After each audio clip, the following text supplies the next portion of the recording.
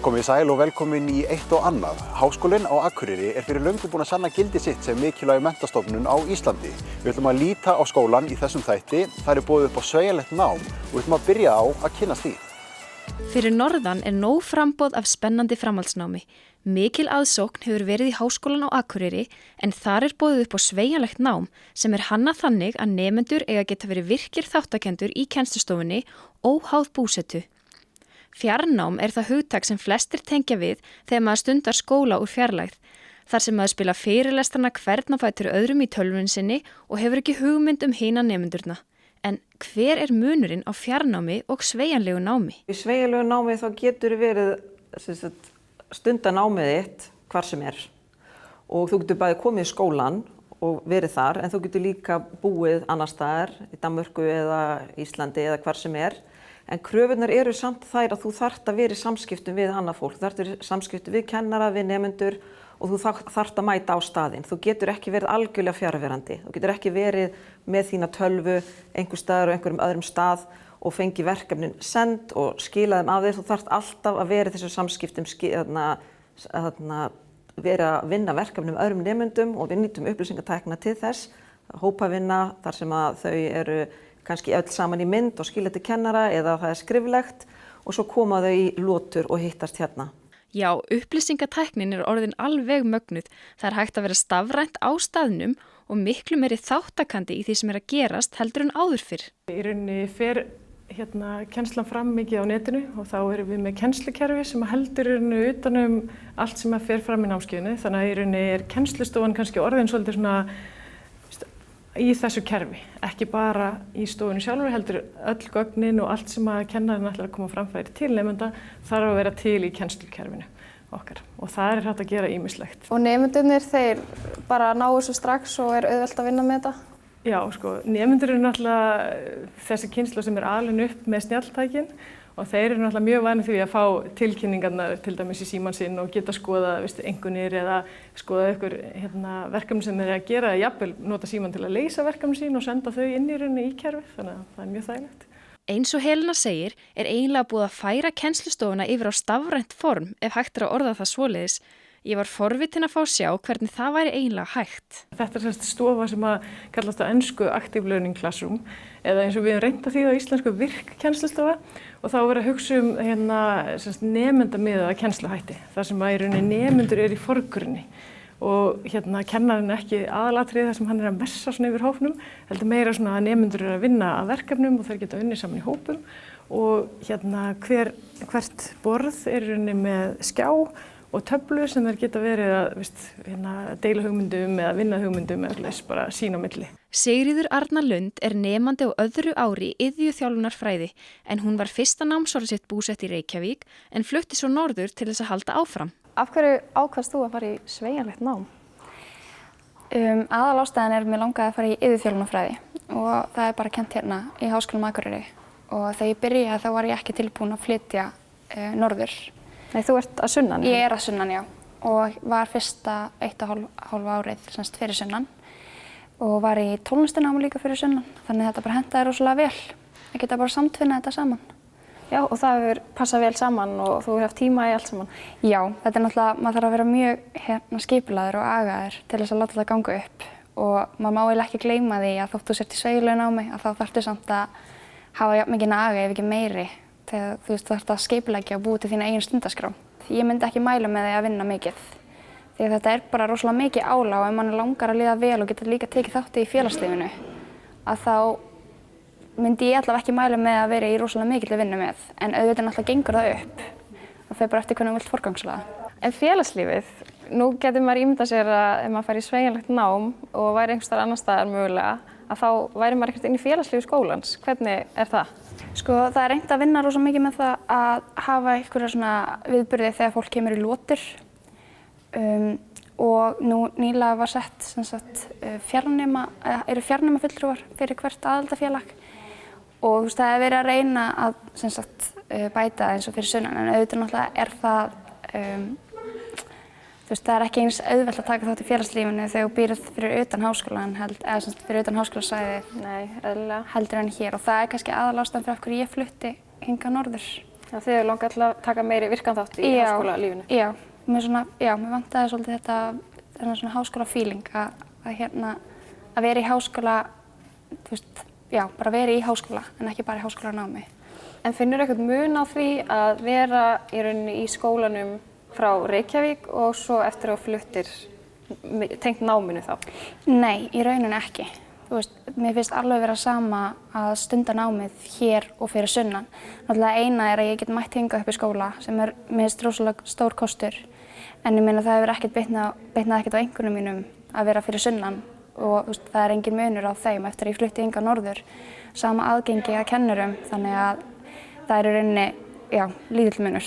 Kennarinn hennar Sigríðar, Bergljót Borg eða Bella eins og hún er kölluð, sýndi mér vinnu aðstöðuna sína, þar sem hún tekur upp skilaboð til nemenda og margt fleira. Ég er forvitin iðjuþjálfunar fræði. Hvað snýst hún? Iðjuþjálfun er bara fræðigrein, sjálfstæð fræðigrein og sem að fjallar í raun og bara það sem við tökum okkur fyrir hendur í lífinu. Bara allt sem við gerum. Hvernig líkamanninn er búinn til, þú veist bara vöðvar og bein og heilinn og allt saman þetta. Og svo líka auðvitað bara svona þín áhuga, innri áhugahvöt, þú veist hverju þú eru áhuga á og allt þetta. Og síðan, það er einn svona faktorinn og síðan er það umhverfið, við hvað umhverfið býrðu. Og þá erum við bæði að hugsa svona þetta umhverfið sem getur snert, þetta efnislega umhverfi, en líka menningarlegt og félagslegt og stjórnmálalegt og landfræðilegt. Þú ert svolítið nefnilega að skoða manneskjuna í svona svolítið stóru samhengi og svona meira að fá svona stóru myndina heldur en að þrengja inn og bara hugan eða bara líkamann eða eitthvað svoleiðis sko. En hvernig finnst Bellu það ganga upp að vera með nemendur í sveigjanlegu námi? Byrjaði 2012 og þá var fjarnámið byrjað eins og þau kallaða. Þannig að þá var voru sumir nemendur á staðnum og aðrir eitthvað annar staðar. Og þá var þetta meira þannig að maður mætti í tíma og maður var með sína fyrirlestra og þeir eru bara svona teknir upp og settir á netið.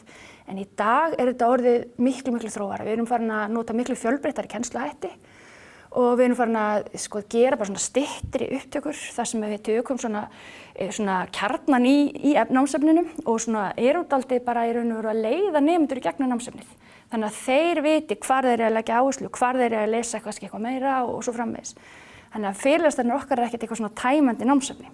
Það er kannski núna meiri möguleikar fyrir nemanda sem er ekki á staðnum að vera í rauninni meiri þáttakandi í því sem er að gerast. Akkurat. Og það sem er líka breyst það er bara í raun og veru tækni sem gerir okkur kleift að vera með þessi samskipti yfir netið. Og nemendur eru að vinna saman í alls konar hópum og gera jafnvel verkefni þar sem þau eru að búa til upptökur og deila með öðrum í hópum. Eru jafnvel öll á sikkoru landshorninu þess vegna? Já, og þau eru oft minnihlutin er kannski akkurat hér. Nemendur eru ekki bara að hlusta á viskubrunn kennarana, heldur að eru þau að búa til sína eigin þekkingu og ekki bara þekkingu heldur líka leikni. Og kannski læra hvert af öðru. Og læra hvert af öðru. Ekki bara kennaranum. Nákvæmlega og bara af öllum þessum upplýsingum sem við höfum. Kennarinn er meira svolítið að leiðsegja verkstjóri. Svolítið að segja hvar þú getur aflaðir upplýsinga og svona einhvern veginn að búa til þetta námsumhverfi. Þess að maður gerir hverju nemanda kleift að afla sér þekkingar. Háskólinn á Akureyri er fyrir fleiri en bara nemendur og kennara. Hér alls konar ráðstefnur og málþing sem fræðandi að mæta á. Dæmi það eru mannréttindi á tímamótum sem við ætlum að líta á næst. Í tilefni 70 ára afmælis mannréttindayfirlýsingar Sameinuðu þjóðanna var haldin ráðstefna í Háskólanum á Akureyri. Mannréttindayfirlýsingin er samin og samþykkt í kjölfar mikilla hörmunga, heimsstyrjaldar, helfarar og viljinn var skýr að koma í veg fyrir með öllum tiltækum ráðum að svona viðburðir ættu sér ekki aftur stað. Auðvitað vitum við að undanfarin 70 ár hefum við ekki búið í hinum fullkomna heimi og hugur fylgdi ekki máli hjá mörgum þeirra sem skrifuðu undir mannréttindayfirlýsinguna og orðin voru víða tóm. En samt sem áður getum við litið öxl og sagt að ástandið er í það minnsta ekki verra og smám saman hafa mannréttindi aukist og hér heima getum við til dæmis vel við unað og vissulega má gera betur á mörgum sviðum, en þessi grunnur sem var lagður með mannréttindayfirlýsingunni, hann er óhaggaður og óhagganlegur og þann grunn má helst finna í 1. grein mannréttindayfirlýsingarinnar sem ég man í einni þýðingu sem svo: hver maður er borinn frjáls, jafn öðrum að virðingu og réttindum.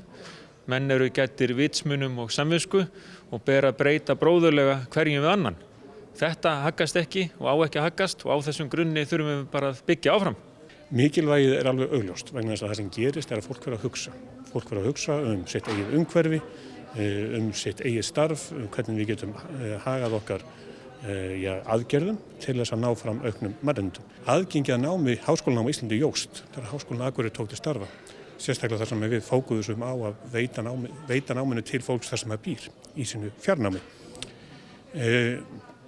Með þeim hætti voru fleiri aðilar sem fengu aðgengi að háskólanámi og það er einn af grunn mannréttindunum í mannréttindayfirlýsingunni að fólk hafi aðgengi að námi.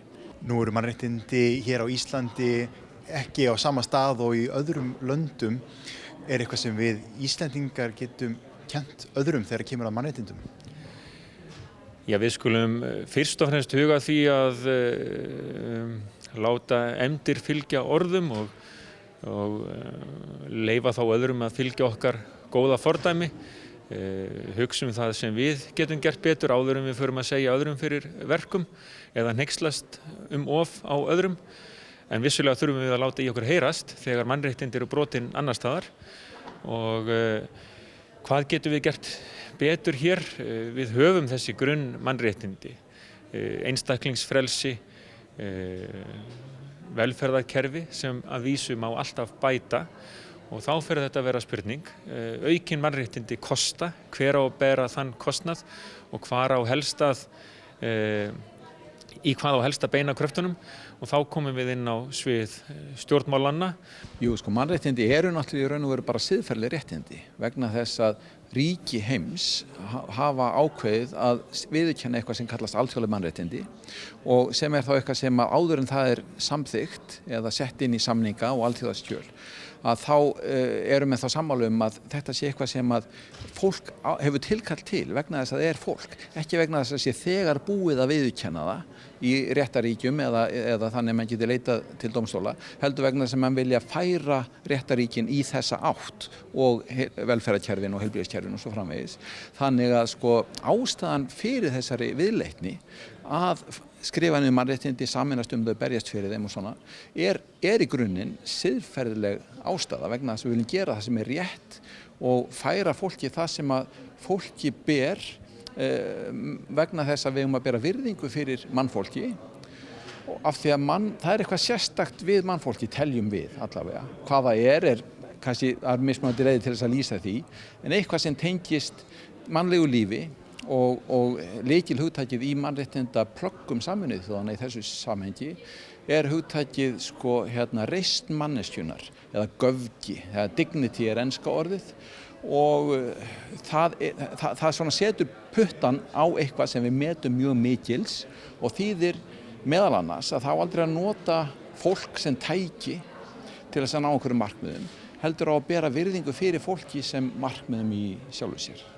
Eru það mannréttindi að geta eignast barn í sinni heimabyggð? Ja, það er kannski ekki allir sammála hvert svarið er við þeirri spurningu, en við vitum það samt að það er eitt af því sem að ungt fólk í raun og veru skoðar þegar það ákveður hvar það vil búa á landinu. Það er það hvers konar heilbrigðisþjónusta er á þeim stað sem það vil búa. Og miðað við það að lögum réttindi sjúklinga sem að konur í raun og veru í barnsfæðingu flokkast undir þó það séu sjaldnast sjúklingar, að þar er tekið fram að það sé í raun og veru mannréttindi að fá heilbrigðisþjónustu í sinni heimabyggð og líka að það séu réttindi að fá samfellda þjónustu. Þannig að kannski myndi ég freistast til þess að segja já, að það sé mannréttindi. Já, það er alveg ljóst að mikið hefur breyst á þessum 70 árum, en hvernig skyldi framhaldið líta út? Hver er okkar næstu skref þegar kemur að mannréttindum? Lítum til dæmis á samfélagsmiðla, þessa nýju vídd í okkar samfélagi sem voru ekki til fyrir 1-2 áratugum eða svo. Hver eru réttindi fólks á samfélagsmiðlum. Við vitum net, níð, myndbirtingar og annað þar fram eftir götunum og svo virðist sem fólk veigri sér ekki við að nota allskyns blótsyrði og ausa bölbænum yfir náungan á netinu með lyklaborðinu en myndi eflaust ekki koma alveg eins fram ef það mætti manneskjunni á götu úti. Og kannski þurfum við að gæta að því að vissulega njótum við tjáningar frelsis en frelsi fylgir líka ábyrgð. Við höfum réttindi en líka skyldur. Og ég hygg að nú þegar við horfum fram á veg eins og þú ert að beðja mig að gera núna, að þá sé þetta kannski einn vettvangur sem við eigum að horfa til. Hvernig komum við fram við hvert annað á samfélagsmiðlum, hver eru réttindi fólks þar og hverjar eru skildurnar. Það eru nú ófáar klukkustundirnar sem eru eytt í einni svona kennslustofu. Það var ekki svo margar klukkustundir í næsta auglýsingarhléi, ég lofa því. Ég ætla að koma sæti á meðan á það.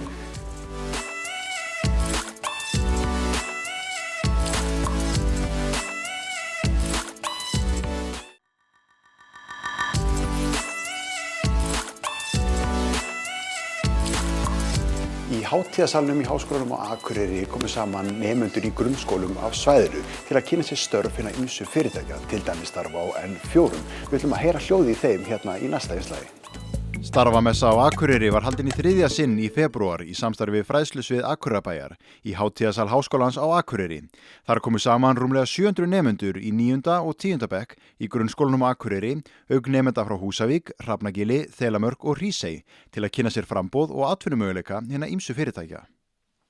Hvað er þetta mörg fyrirtæki sem taka þátt? Þetta eru 30 fyrirtæki, rétt rúmlega, en náttúrulega verið að kynna störfin innan fyrirtækjana ná svona það bil 100 störfum. Og nú eru þau að velta fyrir sér þessum störfum og hvernig þau komist þangað, hvaða nám þarf að fara í. Tengist þetta þá háskólanum beint að því leitum til? Já, og auðvitað við erum með VFM í dag líka og ég meina þau náttúrulega mörg að hugsa háskólanám þá það sé alls ekki öll og sem betur fer, en vissulega. Það eru sumir með nammi á sínum borðum en hérna er hrár fiskur? Hérna er hrár fiskur en við erum reynda líka með harfisk sem við erum að bjóða upp á. Og við erum með róbot hérna sem ætlar að bjóða upp á harfiskinn. Þannig að krakkarnir panta sér harfisk með ít á takkan. Og það sem við erum að sýna með þessum róbot hérna er það að störf í fiskvinnslu hafa breyst rosalega mikið og þau eru orðin meira svona eftirlitsstörf. Þau eru að fylgjast með tækninni, þau eru að fylgjast með róbotum og sjálfvirkum lyfturum. Þannig að það er það svona sem okkur langar til að sýna fram á í dag. Hvaða spurningar brenna á krökkunum varðandi lögregluna? Fyrsta spurningin er með taser, önnur spurningin er með byssur og já, hvort við sem búin að lemja marga með þessum kilvum en svo eru einstakar sem hafa áhuga á náminu og hvað þetta tekur langan tíma og svona, hvort sé erfitt. Er þetta erfitt? Þetta getur verið erfitt en skemmtilegt. Þið voru að kynna ykkur starf lögreglunar, hvað lærðu þið? Við lærðum til dæmis að lögreglan á Akureyri er mest að hugsa svona umferðina og hjálpa slökkviliðinu og sjúkraliðinu. Hvað meira eru búin að skoða hérna? Læknina og ljósmæður, eða þú veist, vera ljósmæður og margt annað fleira. Hvað er áhugaverðast? Mér varst áhugaverðast að skoða svona kvikmyndagerð og leikhús og svoleiðis. Skiptir máli að vera með svona dag þar sem maður getur fengið að hitta fyrirtækin og spyrja spurninga?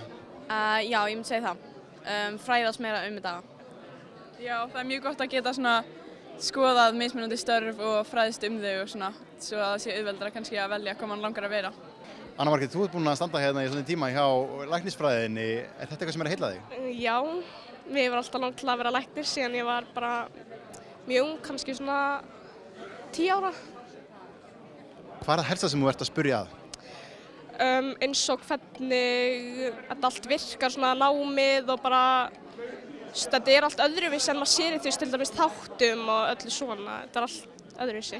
Er eitthvað fleiri sem þú ætlar að kynna þér eða ertu bara harð ákveðin í læknisfræðinni? Ég er bara harð ákveðin í læknisfræðinni. Þannig að þú verður bara áfram hérna við þetta borð? Já. Hvaða spurningar ert þú helst að fá? Hvað tók námið langan tíma? Er þetta gaman? Þarftu að stinga? Sérðu mikið blóð?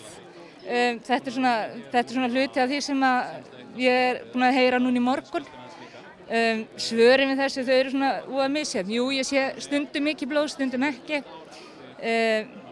Ég sting ansi oft. Sjálf er ég mjög nálarhrædd, en það er einhvern veginn öðruvísi að vera á hinum endanum. Já, það er svona, námið tekur 4 ár. Er hér í Háskólanum á Akureyri eða í HÍ, bæði bara mjög flott nám og við viljum bara fá fleiri stráka. Nú er það að koma hérna út úr salnum. Hvað var það sem vakti helst áhuga ykkar? Örugglega löggudótið sko. Gaman að handja hann alla og með kilvunar.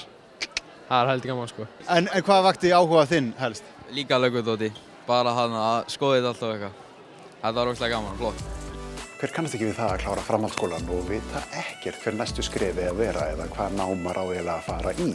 Opnir dagar í háskólanum eru einmitt ætlaðir til þess að svara þeim spurningum og mörgum fleirum. Það var líf og fjör á háskólasvæðinu en við mættum á staðinn þegar opnir dagar stóðu sem hæst. Til þess að forvitnast aðeins það hvað þessi viðburður felur í sér náðum við í skottið á henni Karinni Jónasdóttur sem er nemandi í skólanum og skipuleggjandi viðburðarins fyrir hönd nemenda. Opnir dagar eru 2 dagar á haustun þar sem við bjóðum menntaskælingum að koma til okkar og skoða skólann. Við segjum þeim frá öllum þeim námsleiðum sem eru í boði hjá okkur og bjóðum þeim upp á göngutúr skólasvæðið. Og þegar þú segir menntaskælingum, þá ertu í rauninni að meina öllum framhaldsskóla? Já, við erum að bjóða öllum framhaldsskólum á landinu, en þeir sem koma eru þeir sem eru náttúrulega helst í nágrenninu og við erum auðvitað VFMA á Akureyri og svo fáum við krakkana frá Húsavík og Laugum, frá Tröllaskaga, Egilsstaðir hafa komið líka. Hvernig er svona stemningin á svona degi? Er þetta í fyrsta skipti sem þú tekur þátt í þessu? Þetta er í þriðja skiptið sem ég tek þátt. Ég tók þátt á fyrsta árinu mínu, var þá eiginlega hent í það að halda ræðu námið mitt 2 vikum eftir að ég byrjaði í skólanum. Smá stressandi, en það alveg kom mér þvílíkt inn í þetta starf og ég fekk rosalega mikinn áhuga á því strax. Mitt starf eiginlega er að fá krakkana, nemendur háskólans til þess að taka þátt. Okkur finnst það rosalega mikilvægt að þeir sem eru að leita sér eða skoða háskólanám, að þau hafi beina tengingu við þá nemendur og fá að heyra upplifanir þeirra og hvað þau eru að gera í skólanum og hvað þau eru að upplifa og hvernig það er að vera í háskóla og hvernig það er að vera í því námi sem þau eru í. Jafnvel, það er líka alveg jafn mikilvægt að tala við þá starfsmenn og kennara. Já, það eru kannski 2 hliðar á málinu sem er mikilvægt að einhvern veginn kynna sér. Já, algjörlega. Að tala við bæði þá nemendur og kennara færði svolítið svona þessa góðu innsýn inn í hvaða þú ert raunverulega kannski að fara út í. Segjum sem svo að ég sé núna framhaldsskóla stúlka og ég kem til þín og bara, heyrðu Karen, hvernig er að vera í nútímafræði? Hvað segir þú þá? Ég myndi segja að þetta er alveg virkilega gaman. Háskólinn á Akureyri er náttúrulega æðislegur, en það sem mér finnst æðislegt við mitt nám er að það er virkilega opið og þú getur púslað saman svolítið eins og þú vilt. Og það eru margir möguleikar. Það er möguleikar að taka kursa á bara öllu sviði hugvísinda. Það er möguleikar að fara í skiptinám erlendis og það er svo mikið í boði, finnst mér. Já, maður er kannski ekki mikið að takmarka sig. Nei, þú ert svolítið að opna marga möguleika og þetta eru bara hugvísindi og snertir á öllum þeim hugvísindagreinum sem hægt er að finna. Það eru bæði nemendur og kennarar skólans sem taka höndum saman við kynningarstarfið á opnum dögum.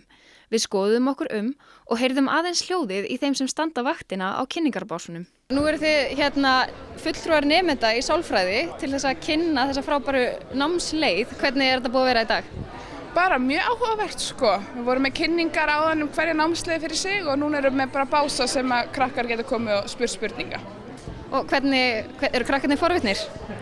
Frekar feimnir, svona að byrja með, það þarf ofta að byrja samræðunar við þau, en svo kemur þetta hægt og rólega. Hvernig kom til að þú fórst í lögreglufræði? Það var bara brennandi áhugi fyrir starfinu og praktíkinni sem er á bak við þetta nám. Og svo var ég ekki alveg viss tíma hvað ég ætlaði að gera, þannig ég sótti í margt, en á endanum þá var þetta bara það sem var fyrir valinu, þrátt fyrir að ég komst inn í aðra námsleiðir. En hvernig kynntistu þessu námi hérna? Ég sem sagt kom að kynningu hérna fyrir 3 árum, alveg eins kynningu er núna í dag og þá hafði ég lítinn áhuga á því að koma í háskóla, hvað þá hérna, því að ég er ættaður úr Hafnarfirði, sem sagt úr Hafnarfirði og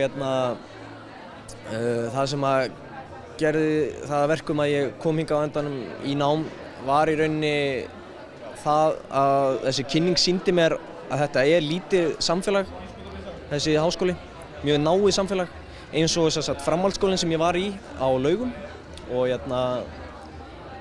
það finnst mér bara voðalega hlýlegt og það gott að vera stunda nám sem sagt í svona litlu nánu samfélagi upp á það að gera bara að þekkja fólk. Það líður manni betur hérna og ég bara mæli eindregið með að fólk komi hingað akkurat í staðnámi líka sko. Þó að þetta sé náttúrulega mjög sveigjanlegt nám. Það alltaf forvitnilegt að hlera það aðeins hvað krökkunum sem heimsækja opnu dagana finnst.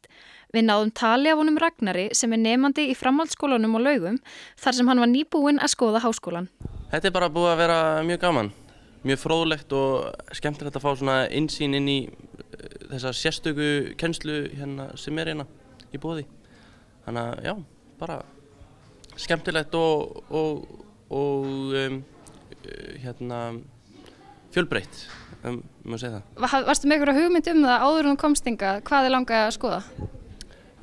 Já, ég var með hugmynd, mér langaði að skoða tölvunarfræðina en það sem er búin að koma mér mjög óvart kannski að hvað eins og líftæknin og sjávarútvegsfræðin líka búin að vekja mikinn áhuga hjá mér. Þannig í rauninni í dag þá ertu kannski bara búin að opna bókina galopnan upp á gátt. Já, þetta er, ég myndi kannski ekki segja að þetta sé búið að koma mér í verri stöð en ég var í, en þetta er meira svona búið að erfiða valið hjá mér hvað ég ætla að gera þegar ég er búið með framhaldsskóla. Þannig að ef ég spyr þig núna, Ragnar, hvað ætlar að verða þarna stór, getur þú svarað mér? Nei, ég hef ekki hugmynd það sko. Nei, því miður. En Háskólinn á Akureyri, það líklegur kostur? Já, ég myndi segja það, allan eftir daginn í dag, þá alveg klárlega, þá fer ég alveg vel að íhuga að koma hingað.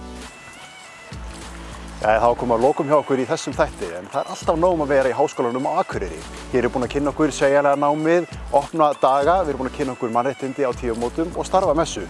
Ég get hiklaust mælt með þessum skóla, en svo sem ekki hlutlaus enda gamall nemandi hérna sjálfur. Það komið að lokum hjá okkur í eitt og annað, við sjáumst í næstu viku.